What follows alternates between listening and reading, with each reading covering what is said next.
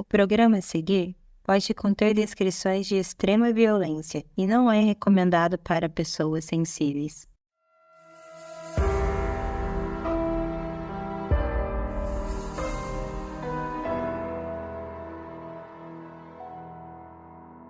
Jill Dando era uma das apresentadoras mais amadas pelo público de Londres. Uma jornalista versátil e competente, e a popularidade dela era comparada à da princesa Diana. Ela estava noiva de um cara que ela amava e ela estava super feliz profissionalmente apresentando um programa que a fazia sentir que ela ajudava as pessoas. Foi realmente um choque quando, no dia 26 de abril de 1999, ela foi morta na porta de casa. Eu sou a Carol Moreira. Eu sou a Mabê. E essa é a história do assassinato de Jill Dando.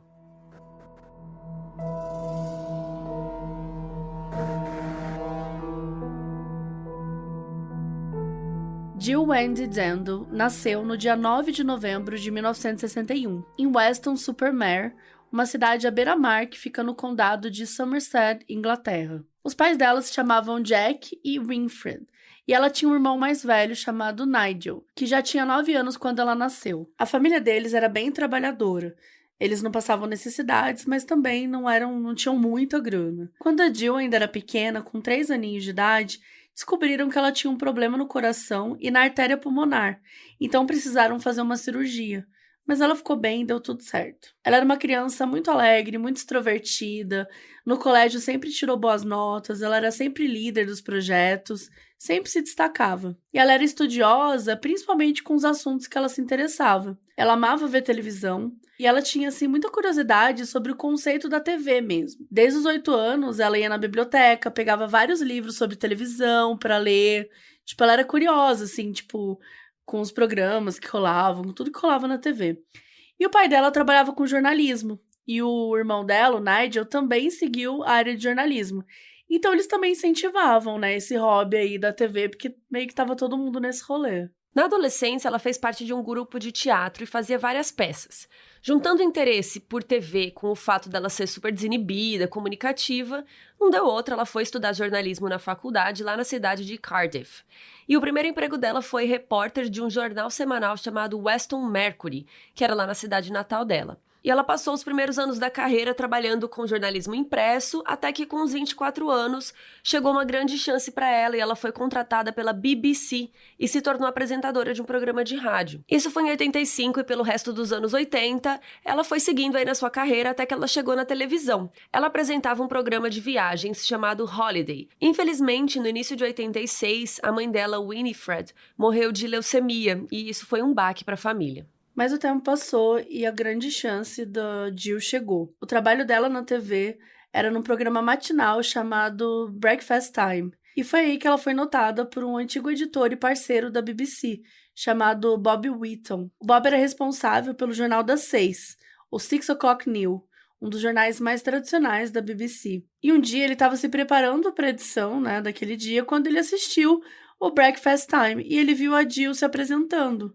E ele ficou encantado com a elegância dela, achou que ela tinha potencial para crescer ali na área. Ele a convidou para apresentar o Jornal das 6, mas antes disso exigiu que ela passasse por um extreme makeover, assim, para ela ficar com uma aparência que ele considerava ser melhor para a televisão.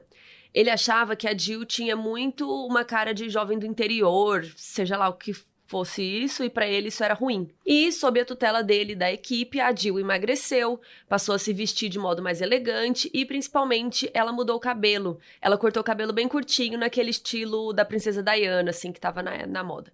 E até hoje rolam uns debates aí de qual delas que emplacou esse penteado primeiro, mas realmente estava ali na moda, um cabelo bem parecido. E a Jill foi seguindo sua trajetória, ela se tornou uma profissional bem versátil, ela fazia um pouco de tudo, assim, e ela era muito querida pelos colegas, todo mundo gostava bastante de trabalhar com ela. E aí, nos anos 90, ela se tornou uma das apresentadoras mais famosas da TV britânica.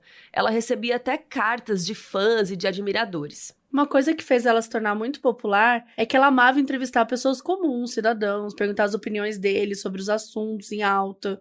Então, muita gente comparava ela com a Lady Di, né, nesse quesito também.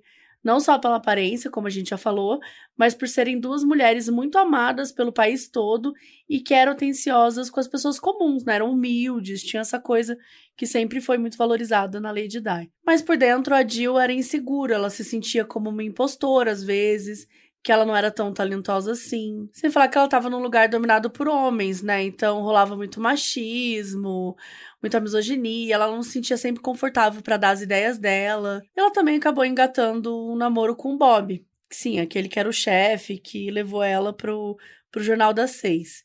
E eles ficaram juntos por 7 anos. E as pessoas achavam um par meio estranho, porque a Jill era super livre, carismática, ela era mais espontânea pra fora, e o Bob era aquele cara mais pra dentro, ele parecia tenso o tempo todo, parecia um pouco controlador, ele era mais melindroso. Em 95, a Jill foi convidada pra apresentar o Crime Watch, que era o principal programa sobre crimes da BBC. É aquele estilo de programa que conta um crime não resolvido, então dá informações e pede ajuda ao público pra ligar, né, pra dar pistas e tal.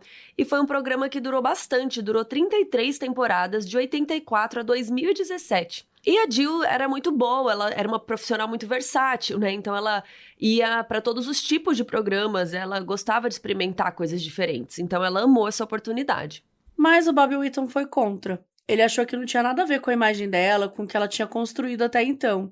Ele tinha medo dela acabar virando alvo, né? Porque ela denunciava crimes em rede nacional. Mas a Jill entrou mesmo assim, ela curtia apresentar.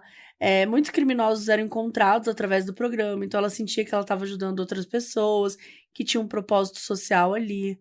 No fim dos anos 90, a Jill estava com seus 30 e poucos anos, completamente satisfeita, né? Já tinha sido considerada a personalidade do ano pela BBC em 1997. Então ela não era mais uma estrela em ascensão. Não, ela já estava no topo. Não tinha nada que a tirasse de lá. O que ninguém esperava era que a sua carreira ia ser interrompida tão cedo.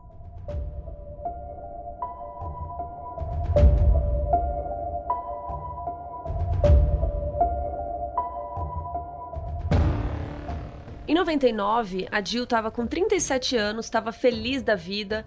O namoro dela com o Bob tinha acabado ali já fazia um tempo, mas eles continuaram amigos. Ela estava agora com um noivo chamado Alan Farthing. Ele era médico obstetra e ginecologista. E ele era super respeitado, tanto que, para vocês terem uma ideia, em 2008 ele se tornou cirurgião ginecologista, sabe de quem? Da família real.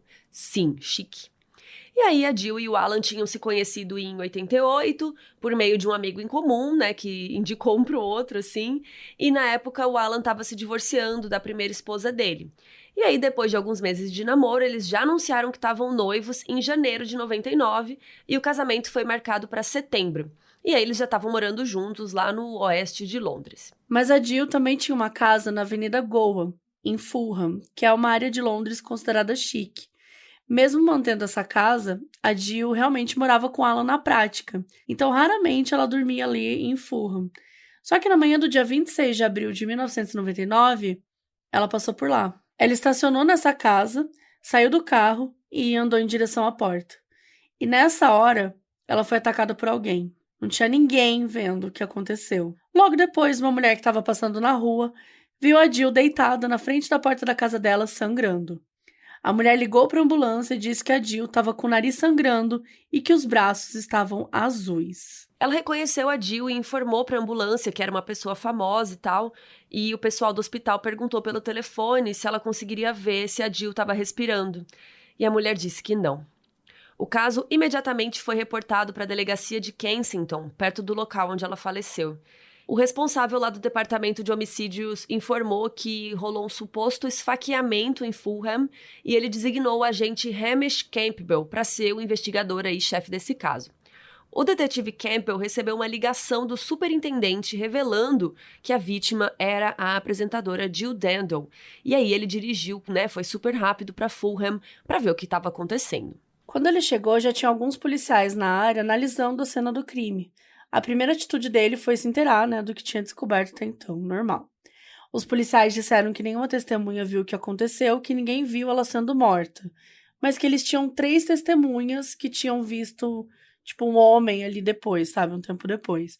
E cada uma delas viu um homem diferente, e aí tinham essas desconfianças aí rolando. A primeira testemunha era um carteiro. Ele estava do outro lado da rua e um pouco depois das 10 da manhã, ele viu um homem correndo. A segunda testemunha viu um outro homem atravessando a rua. Ele estava muito suado e ele parou no ponto de ônibus. Essa testemunha foi a que deu mais detalhes físicos. Diz que o homem que viu era branco, tinha cabelo escuro e vestia um casaco também escuro. A terceira testemunha era uma guarda de trânsito que ela ia multar um motorista num Range Rover azul. E quando ela começou a escrever a multa, o motorista ignorou, acelerou e vazou. E ela achou o comportamento dele meio suspeito. Ou seja, parecia que cada um estava falando de um homem diferente. Não tinham como saber se um deles era o assassino, se 2 deles estavam juntos, ou até 3. E também podia não ser nenhum deles. Aí o detetive Campbell foi avaliar a cena do crime. A casa da Jill tinha um jardim assim na entrada, então ela teria andado alguns passos ali até chegar na porta. E até então, como foi algo muito rápido, estavam imaginando que era um esfaqueamento. Mas o detetive Campbell olhou no portão e viu que no canto tinha uma cápsula de bala. Ela tinha sido morta com um tiro na cabeça. Em questão de algumas horas, foi montada uma operação em frente à casa com uma equipe de pelo menos 30 pessoas. Chegou a galera da equipe de balística, analistas de sangue, fotógrafos periciais e por aí vai. Para piorar, a cena do crime estava contaminada porque tinham tentado ressuscitar a Jill quando a ambulância chegou. Mesmo assim, foram pegando tudo relevante, fragmentos, digitais no portão, fibras, enfim.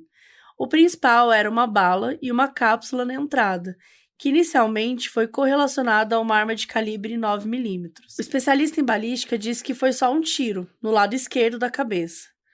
Rapidamente, alguns dos policiais lá, já imaginaram que se tratava de um assassino profissional, por ter cometido um crime de um jeito tão rápido e, entre aspas, limpo, o cara sabia o que ele estava fazendo, sabia onde atirar, etc, etc. Os policiais se espalharam, pela área ali, rolaram várias buscas por homens que coubessem nas descrições físicas das testemunhas, e eles também vasculharam lixeiras, jardins próximos, em busca da arma do crime, de alguma outra coisa, mas não encontraram nada. Os policiais esconderam a identidade da Jill o tempo que deu, mas começou a circular a informação de que uma mulher tinha sido morta em Fulham. E claro que a imprensa começou a aparecer, tinha jornalistas na rua, vizinhos, e todo mundo estava em choque, porque era um bairro muito nobre ali de Londres, não costumava acontecer esse tipo de coisa, então as pessoas ficaram meio curiosas ali.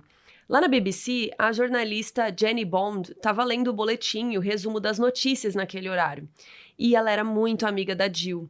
E ela disse que estava sendo um dia super normal ali na redação, correria, normal. Só que aí chegou a informação que uma mulher tinha morrido em Fulham e tinha um boato de que era a Jill. Todo mundo ficou chocado e foram usar suas fontes para conseguir mais informações. Lá no hospital, a ambulância chegou 12:30 e a Jill foi declarada morta logo depois. A Jenny ficou muito abalada e como ela que ia apresentar as notícias, daí da 1 da tarde, foi ela responsável por noticiar para o país inteiro a morte da amiga dela. Enquanto isso, lembra que a gente tinha falado do irmão mais velho dela, o Nigel, o irmão mais velho da Jill?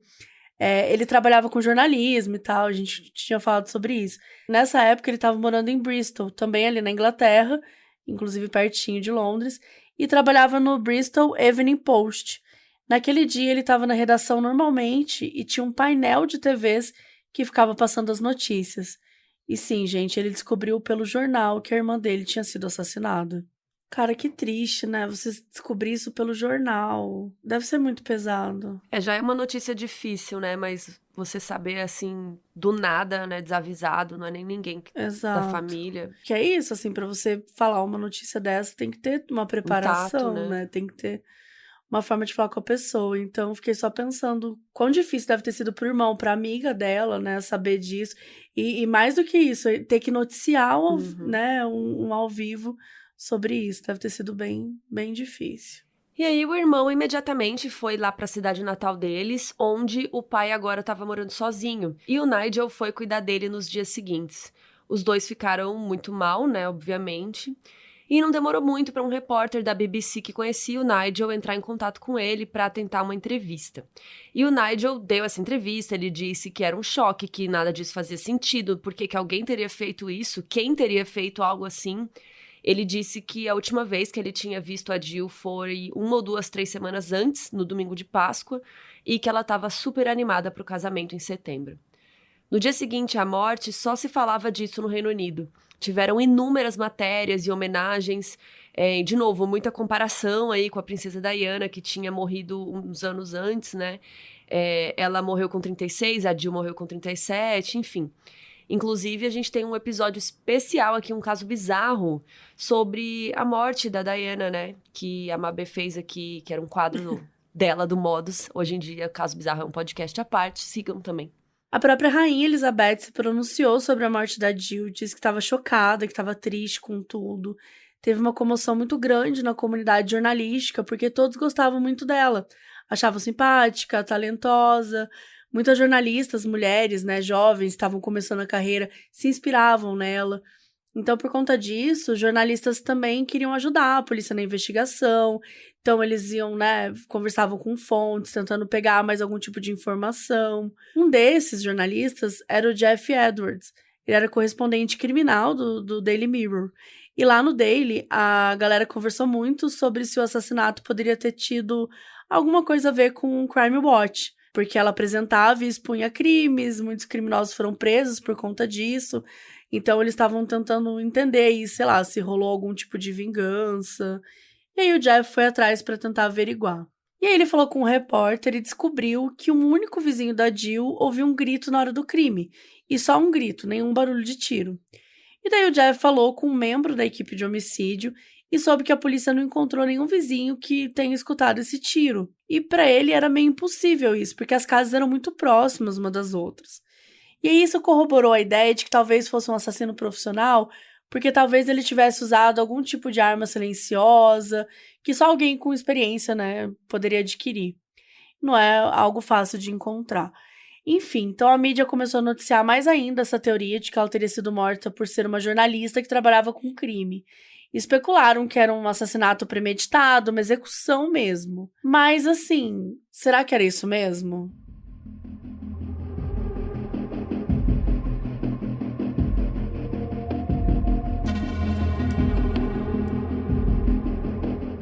Era abril de 99, a Jill tinha acabado de ser morta e as investigações ainda estavam bem no início.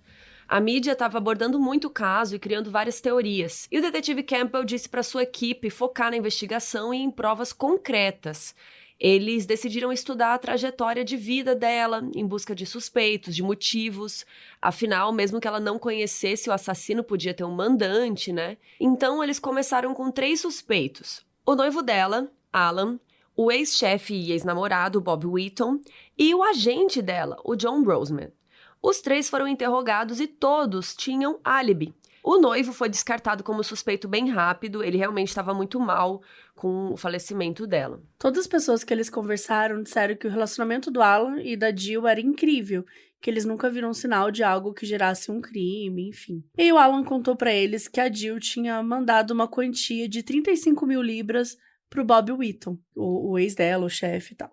E isso acendeu um alerta ali na cabeça do detetive Campbell. Por que a Jill deu essa grana? Será que ele era o mandante do crime? Tinha a ver com isso? Dela dar um dinheiro e ele não querer pagar? E aí foram lá conversar com o Bob. Queriam saber como os dois se conheceram, sobre o namoro, como terminou. E aí, nesse momento, o Bob percebeu que estava sendo tratado como suspeito.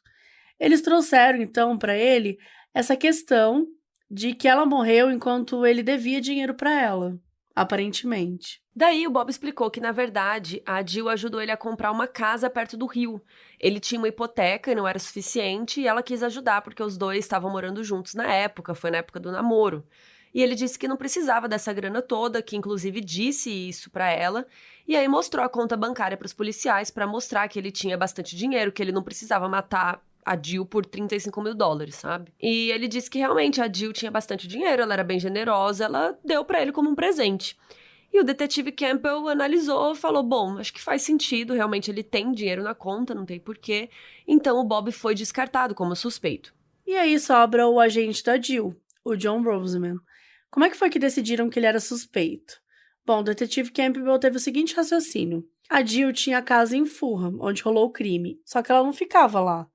Ela ficava sempre com Alan na casa deles.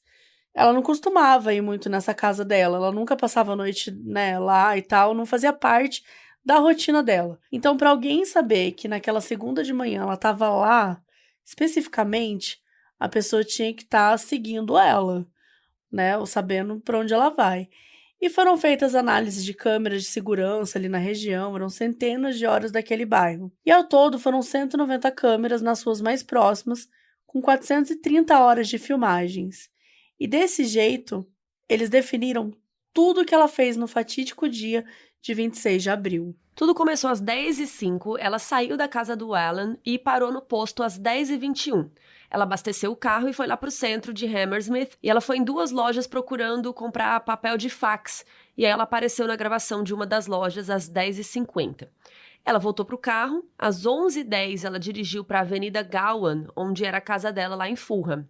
Ela estacionou às 11h31 do lado de casa, andou até o portão e foi morta. E pelas gravações ali não tinha nenhum sinal de que ela tinha sido seguida, então como que essa pessoa, esse assassino, saberia que ela estava nessa Avenida Gowan? Pensaram que ela contou para alguém onde ela estava, então olharam as ligações dela. E só tinha uma pessoa lá, o agente, o John Roseman. E foi assim que chegaram nele como suspeito. Talvez ele fosse mandante, contou pro assassino, enfim. Quando perguntaram sobre o Joey por aí, muita gente falou que ele era um cara difícil de lidar, que ele tinha um temperamento complicado, que ele era muito direto, se irritava com as pessoas. E daí o detetive Campbell pensou, pronto, só pode ser ele. Gente, pelo amor de Deus, né? Como que isso é um argumento, mas ok. Foram visitar ele no sábado de manhã e perguntaram sobre a cronologia da manhã. E o Joey disse que ele se sentia culpado, porque o motivo pelo qual a Jill tinha saído para pegar o papel de fax foi porque o escritório dele ia enviar alguns papéis sobre trabalho, mas estava faltando papel. E a gente pode imaginar, né, que a casa dela lá nessa avenida tinha uma máquina de fax, então por isso ela optou por lá. Ela ia almoçar, mas aí antes ela parou na casa para botar o papel, para receber os faxes. E aí foi a hora que ela chegou e aconteceu o que aconteceu. E acharam que era uma justificativa meio ok, mas tinha outra coisa que gerava ali uma desconfiança. O Joe Roseman também era escritor de livros de ficção. E vocês estão sentados?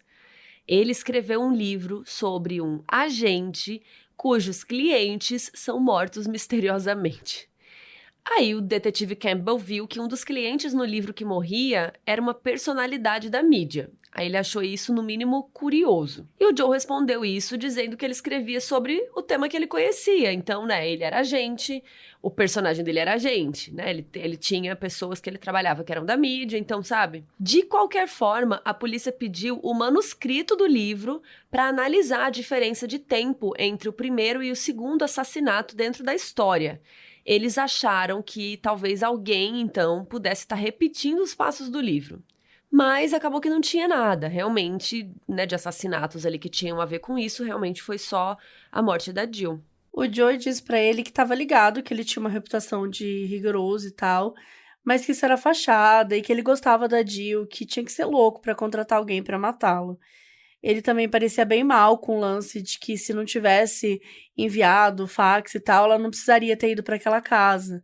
Então, no fim, ele acabou deixando de ser suspeito e a polícia não tinha ideia de quem podia ser. Não tinha suspeito, não tinha sequer a arma do crime.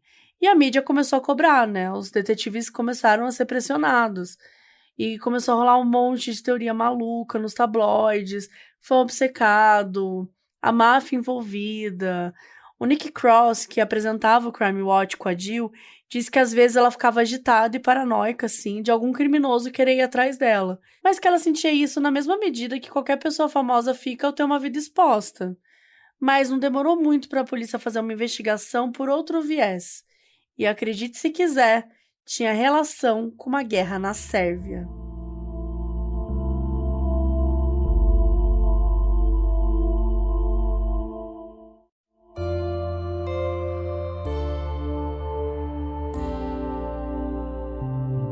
Tinha uma treta política muito complicada rolando em 99 que se relacionou aí com a história da Jill.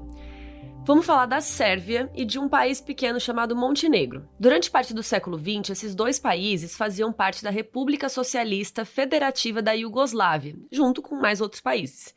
Eventualmente, essa república se dissolveu, mas a Sérvia e Montenegro continuavam com uma união estável, por assim dizer. E juntas, elas viraram a República Federal da Iugoslávia. Dentro da Sérvia tinha uma província chamada Kosovo. E no fim dos anos 90, essa província quis se tornar independente. Uma das principais questões dos kosovares dizia respeito à etnia, religião, e aí começaram conflitos, enfim, grupos revolucionários com militares, e aí ficou um caos maior também quando a OTAN entrou no meio.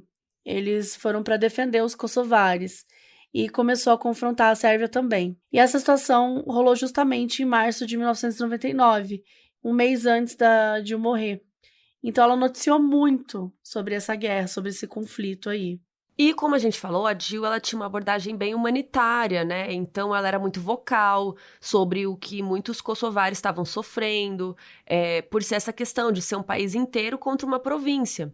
Então ela falava sobre como estava rolando um êxodo em massa para outros países, que tinha mais de 600 mil refugiados, tinha criança passando fome. Ela pedia para as pessoas ajudarem, para fazerem doações. Inclusive, até hoje, essa questão de Kosovo é bem complicada, mas enfim. A Jill faleceu em 26 de abril de 99.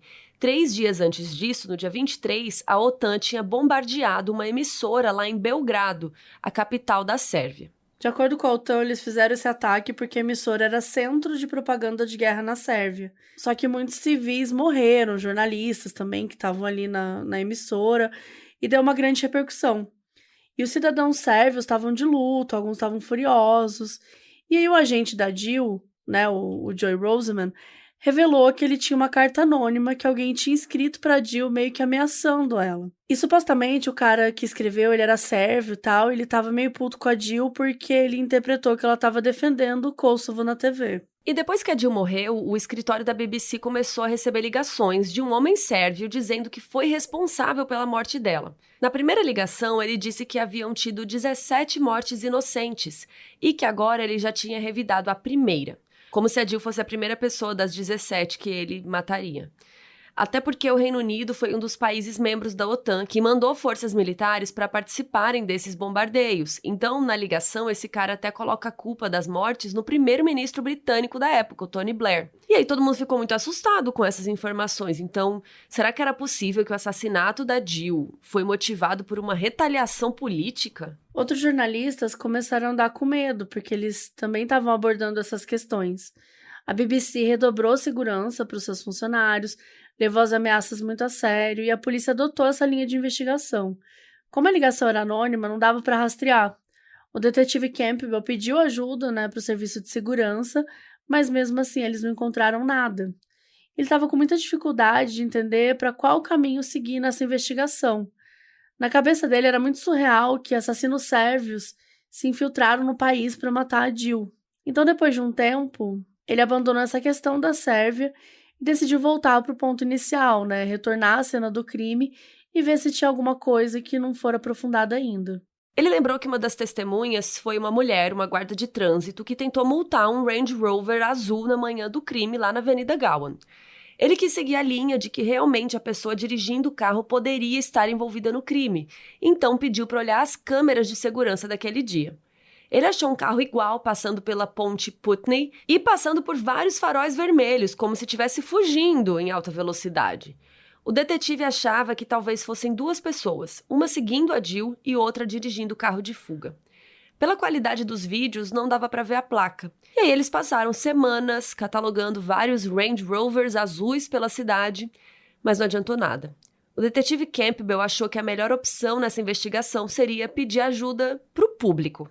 Então, no dia 18 de maio de 99, 22 dias após o assassinato, foi ao ar um episódio especial do Crime Watch sobre a morte de Jill, o programa que ela mesma apresentava, gente. O Nick Ross apresentava o programa junto com ela, e ele teve que reunir forças para apresentar o episódio falando desse assunto. Ele deu a informação do Range Rover azul, pediu para ligarem, e aí teve milhares de ligações, mas uma se destacou. Um cara chamado Sr. James ligou e disse: "Eu sei quem matou Jill Dando e aqui estão os nomes." E segundo ele, os responsáveis eram criminosos, eram traficantes de drogas de alto nível. O detetive Campbell e outro policial foram se encontrar com ele no leste de Londres para ver se o cara era confiável. Eles levaram uma escuta.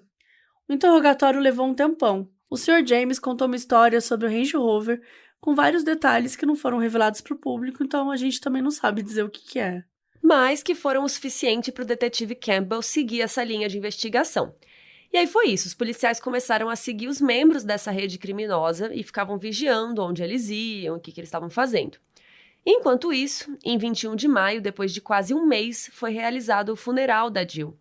Foi em Weston-super-Mare, a cidade natal dela, e tinha, milhares de pessoas nas ruas, a cidade realmente parou para fazer as homenagens a ela. E todo mundo ainda estava muito triste, porque não era só a questão do assassinato dela, mas quem era o culpado? Só que achar esse assassino ia ser muito mais difícil do que parecia.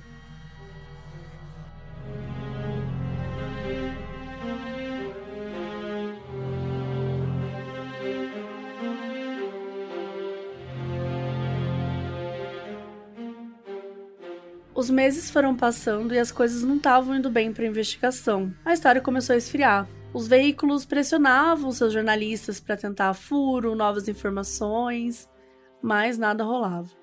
O detetive Campbell falava que tinha pistas, mas que não era obrigado a revelar tudo para a imprensa toda hora. E todo mundo interpretou essa declaração como, a polícia tá perdida, não tem nada.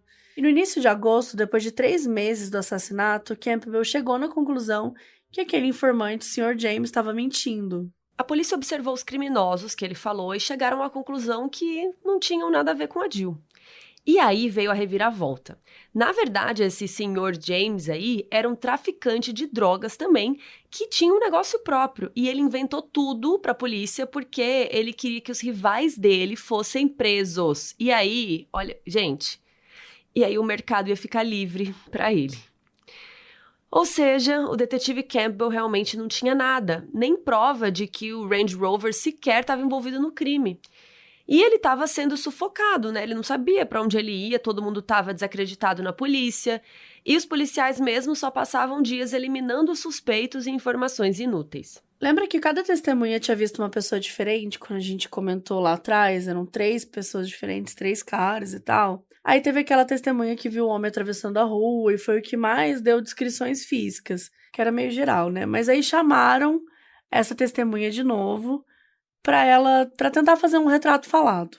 E o homem que ela viu era branco, tinha cabelo castanho, por volta de 35 a 40 anos e estava com um casaco escuro. E mesmo sem saber se esse cara estava envolvido com um crime, né? Porque ele só foi visto ali na área, pouco tempo depois. Então, enfim, não necessariamente tinha uma ligação com o crime. E mesmo assim, o detetive Campbell permitiu que o retrato fosse divulgado para a imprensa e para o público.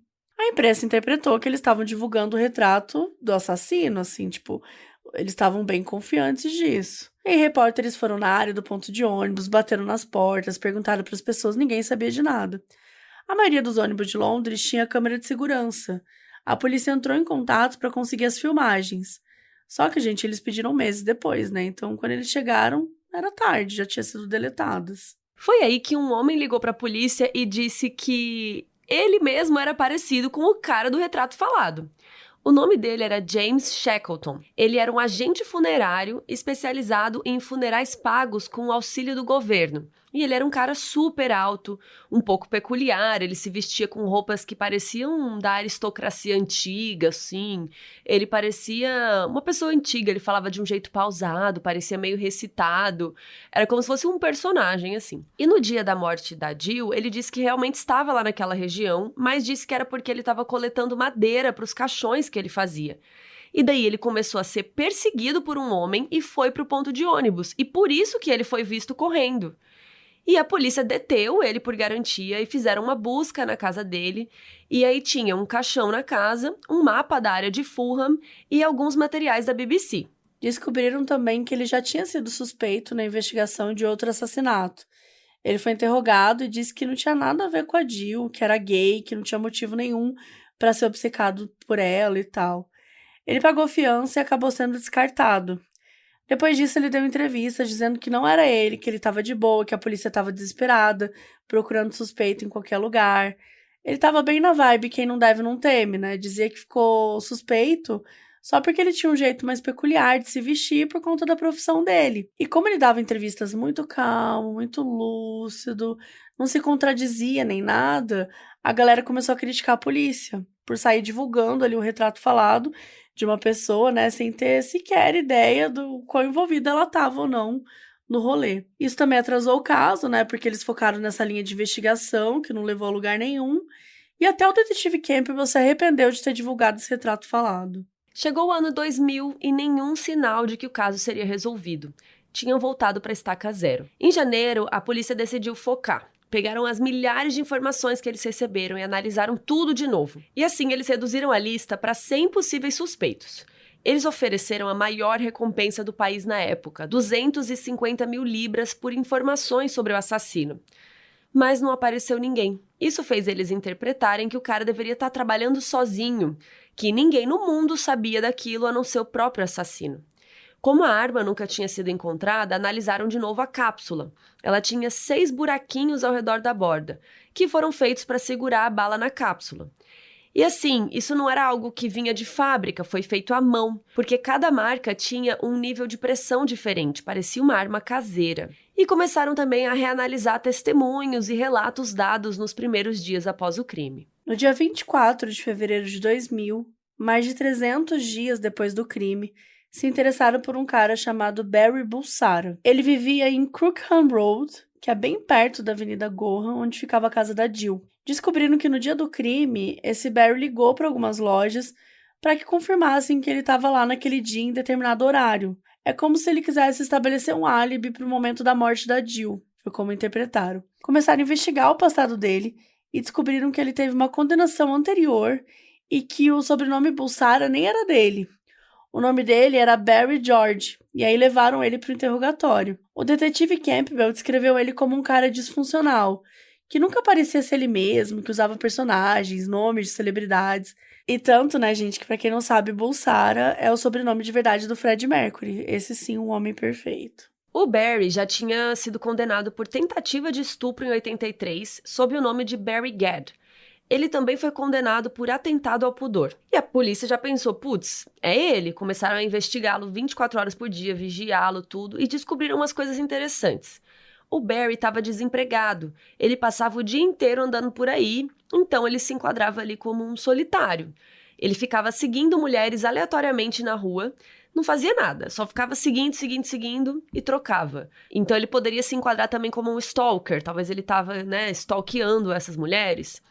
E aí, com essas informações, conseguiram um mandado de busca para a casa dele. Bateram bastante na porta, mas ninguém abriu, então forçaram a entrada e vasculharam tudo. A casa tinha um aspecto completamente abandonado.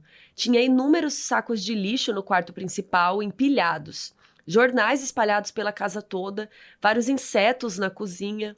Encontraram um casaco longo, bem similar ao que uma testemunha tinha descrito que o homem estava usando no dia do crime. Encontraram também parte de um coldre e uma lista de armas escrita à mão. Tinha várias fotos não reveladas, revistas sobre armas de fogo e artes marciais e revistas sobre personalidades da mídia, incluindo uma da Jill Dando. Mas não acharam nada que ligasse ele ali diretamente à cena do crime, e dessa vez o Campbell queria ter 100% de certeza. Ele estava sendo cauteloso para não repetir o fiasco que foi com o suspeito do retrato falado. Revelaram as fotos e, assim, eram centenas de imagens de mulheres aleatórias na rua, a maioria de costas. Mulheres que ele saía tirando fotos sem permissão. E uma delas ficava nessa avenida aí, que era do lado da casa da Jill. Uma das fotos era de um homem que eles interpretaram que fosse o Barry. Esse homem usava uma máscara de gás e segurava uma pistola. Mandaram a foto para análise e o especialista disse que a arma da foto era uma das possíveis armas que poderia ter sido usada na morte da Jill. E pronto, a polícia finalmente tinha o seu suspeito. Em maio de 2000, pouco mais de um ano após o crime, Barry George foi preso.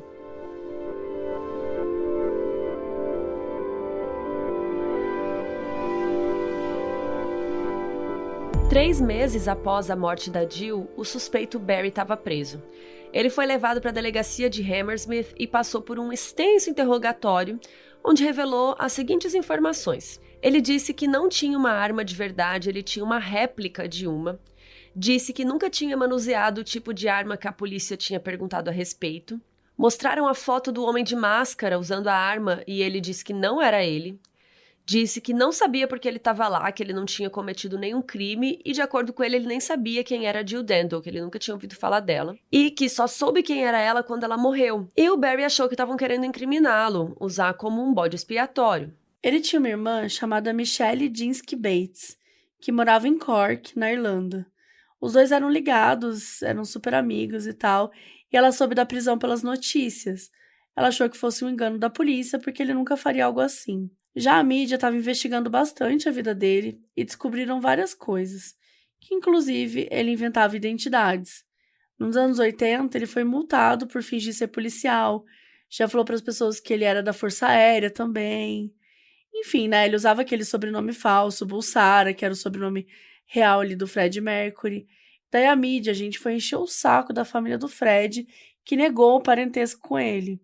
E o Fred já tinha morrido nessa época, né? Ele morreu em 91. A polícia até perguntou sobre o Fred pro Barry, e ele disse que mentia para as pessoas que ele era primo do Fred Mercury, mas que ele não era, não. E descobriram que o Barry chegou a ser obcecado com a Lady Di, né? Que teve uma vez que ele foi pego na área do Palácio de Kensington com uma corda, equipamento de combate e um facão de 30 centímetros. E todo mundo falava, né, como a Lady Di e a Jill eram parecidas, mesmo corte de cabelo, carisma. Então eles começaram a pensar, será que ele não tinha transferido a obsessão da Lady Di pra Jill e aí ficou obcecado por ela? Bom, mas mesmo com tudo que a mídia tinha encontrado, ainda não tinha nenhuma evidência que realmente colocasse ele na cena do crime, que provasse que ele estava lá. A polícia tinha um máximo de 96 horas de custódia. Quando esse período terminasse, eles precisavam acusar o cara ou soltá-lo. Então, se voltaram para o casaco que encontraram lá na casa dele e mandaram para análise. Mas tinha passado muito tempo e realmente não tinha sangue, fibras ou vestígios de pólvora. Mas encontraram um resíduo de disparo no bolso do casaco, o que indicava que o Barry tinha tido contato com resíduos de arma de fogo. Era uma partícula igual a uma encontrada na cena do crime. Perguntaram isso para ele, mas o Barry disse que não sabia de partícula nenhuma, que não fez nada. E mesmo assim, ele foi formalmente acusado do assassinato da Jill e levado para o presídio de Belmarsh, ali em Londres. E a Michelle, a irmã do Barry, recebeu uma ligação da advogada dizendo que ele foi acusado porque encontraram um resíduo. E a irmã foi visitá-lo na prisão e ele jurou para ela que não tinha sido ele. Ela acreditou e queria ajudar o irmão a todo custo, então ela foi atrás de um advogado foda. E aí ela encontrou um cara chamado Michael Mansfield. Ele era mega renomado. E ele foi advogado dos 4 de Guildford, que é um caso bem famoso de 4 irlandeses que foram acusados injustamente de um bombardeio num pub. É a história do filme Em Nome do Pai, com Daniel Day-Lewis. Ele representou também o Mohammed Al-Fayed nas investigações da morte do filho dele, o Dodi Al-Fayed, e da princesa Diana. O Michael aceitou o caso do Barry, foi conversar com ele e tal, e levou um tempo para o Barry se abrir. O Michael achava que ele não respondia do mesmo jeito que as outras pessoas, que ele não confiava muito fácil, que ele era solitário e tal, então por isso que demorou esse tempo para ele se abrir com o próprio advogado. E aí o Michael, né, o advogado, foi na cena do crime dar uma olhada e viu que a caminhada do estacionamento até a casa da Jill era muito curta, que ela ia entrar em casa, assim, em poucos segundos. E ele raciocinou que não tinha como ficar paisana na rua esperando, o atirador teria que saber a localização da Jill e ficar lá agachado do lado do jardim esperando ela chegar e atirar. E o Barry era um cara muito alto, então parecia muito difícil para o Michael ele conseguir se esconder ali. O Michael também pediu que ele fosse avaliado por um profissional e mandaram uma psicóloga clínica e forense chamada Susan Young. Quando encontrou Barry pela primeira vez, ela notou que ele parecia muito confuso e angustiado. Tava despejando todas as emoções de uma vez só, tipo, dizia, fizeram isso comigo, me acusaram disso e tal. E ela interpretou que o Barry tinha um funcionamento intelectual limítrofe, bem baixo, que a memória operacional dele também era baixa. Então, que para ele era mais difícil raciocinar e responder perguntas do que para a maioria das pessoas. Isso ajudou na defesa dele, porque para ter cometido o crime, era preciso uma agilidade de raciocínio que a psicóloga não achava que o Barry tinha. Outra coisa que o advogado Michael trouxe foi a questão da cápsula da bala. Ele descobriu que a formatação da cápsula era rara. E depois de pesquisar, descobriu que era um tipo muito usado na Sérvia. Ou seja, ele quis tentar voltar um pouco para a teoria de que o assassino era sérvio, sim. E para corroborar isso, ele descobriu a informação de que uns 10 dias antes da morte da Jill, um outro jornalista foi assassinado lá em Belgrado, na Sérvia. Mas a polícia não quis focar nessa linha de investigação. Eles já tinham investigado esse lance da Sérvia e tal, então eles preferiram continuar focando no Barry. O Barry tinha sido preso em 25 de maio de 2000 e acusado oficialmente em 29 de maio. Ele ficou 1 ano preso aguardando o julgamento que ocorreu em junho de 2001, pouco mais de 2 anos depois do crime. O tempo inteiro, ele continuou alegando inocência. No dia do julgamento, a rua do lado de fora estava assim, cheia de jornalistas, né? Aquela coisa, o Lollapalooza que a gente sempre fala. E foi a primeira aparição pública do Barry desde que ele tinha sido preso. Todo mundo queria tirar uma foto dele, né? Queria ver ele. E a Michelle, a irmã dele, sentiu que parecia como se ele tivesse perdido, sabe? Ele não conseguia entender direito por que ele estava ali, como se tudo fosse muito irreal. E o julgamento começou com a acusação, e a principal testemunha deles foi justamente a que tinha visto Barry correndo na rua no dia do crime. O nome dela era Susan Mays, e ela disse que ele parecia nervoso e tinha tentado esconder o rosto. Outra informação que conseguiram foi que na manhã do crime, o Barry visitou um centro de orientação e aí mais tarde, naquele mesmo dia, voltou lá perguntando que horas que ele esteve ali antes. E aí a promotoria interpretou como se ele estivesse tentando criar um álibi falso. E claro que teve também a partícula do resíduo lá do disparo no bolso do casaco, porque essa foi uma das principais evidências. Só que depois que acabou a acusação, começou a defesa e o advogado do Barry, o Michael, né, tinha essa fama de implacável no tribunal, que ninguém conseguia desviar das perguntas dele, que ele era muito incisivo. E ele chamou o detetive Campbell no banco de testemunhas e confrontou ele. Falou como a ausência de vestígios no casaco era estranha, que a origem dessa única partícula era duvidosa, porque se o Barry tivesse chegado tão perto assim da Jill, teria vestígios no casaco todo. Ele também abordou o que ele considerava ser uma negligência por parte da polícia por não querer focar na teoria de ter sido um assassino sérvio. O detetive Campbell respondeu que já tinham investigado antes e simplesmente não tinha evidências. No fim, o Michael usou um argumento de que simplesmente não tinham como provar o crime, que não tinham provas forenses de uma arma no apartamento do Barry, que tudo que estava reunido ali era circunstancial. Levou 3 dias para o juiz revisar todas as respostas e mandou o júri deliberar. Na Inglaterra, é que nem nos Estados Unidos, o júri precisa chegar a uma decisão unânime. No dia 2 de julho, o júri chegou a essa decisão e o juiz anunciou o veredito. O Barry George era culpado do assassinato da Jill e foi condenado à prisão perpétua. Ele foi levado de volta para a prisão imediatamente e, de acordo com a Michelle, a irmã dele, o olhar dele era de desolação. O veredito foi bem polêmico, muita gente concordou, muita gente discordou.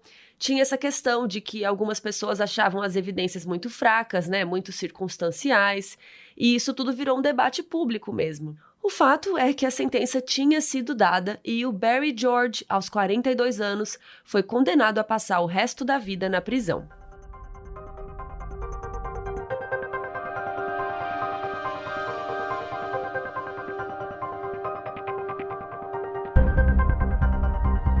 Durante os anos na prisão, o Barry ficava muito na dele, não buscava briga, ele tinha consciência limpa, dizia que sabia que ele era inocente. A irmã, Michelle, continuou muito próxima dele, visitava ele sempre, e ela também acreditava na inocência dele.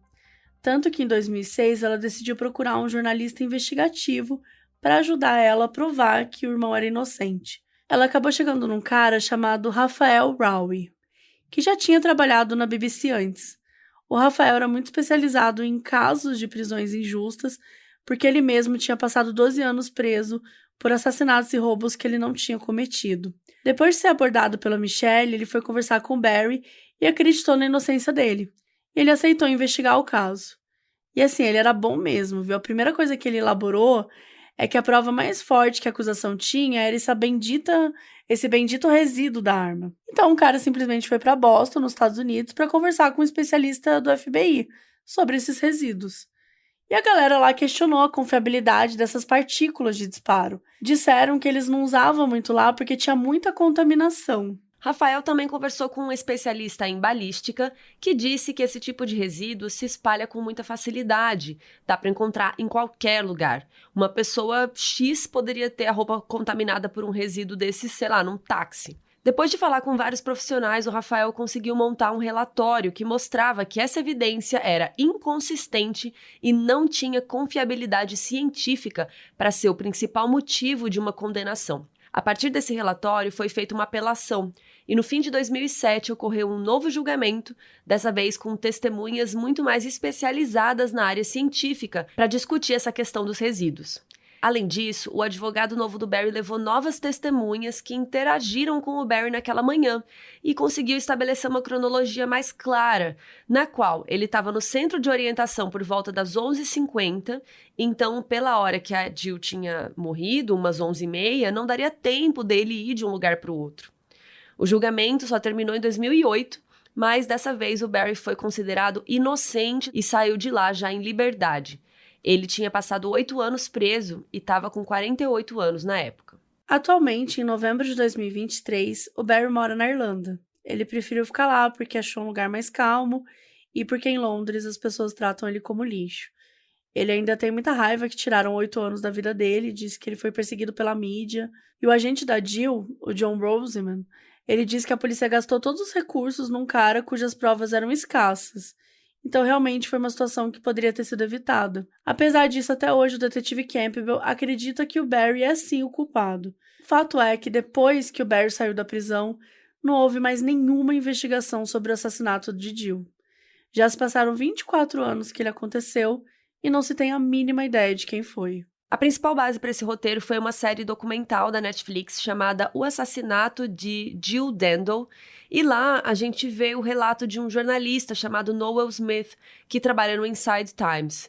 Antes de ser jornalista, ele era um criminoso convicto que passou anos na prisão por diferentes crimes que iam de roubo de carro à venda de drogas. E por causa disso, ele até hoje tem muitos contatos neste mundo aí. No doc, o Noel disse que existem boatos no mundo do crime de quem foi o responsável pela morte da Jill, que não foi o Barry e que não é ninguém que as pessoas pensam. Diz que foi um profissional, uma pessoa perigosa e que ele não vai falar quem é pela própria segurança, mas que todo mundo aí do mundo do crime sabe quem foi.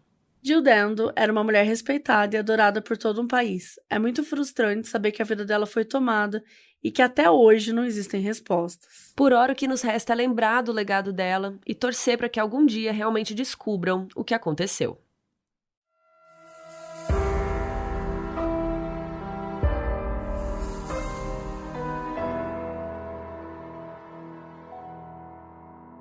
O aviso no início desse episódio foi gravado pela Lene Mota, que é nossa apoiadora na Aurelo.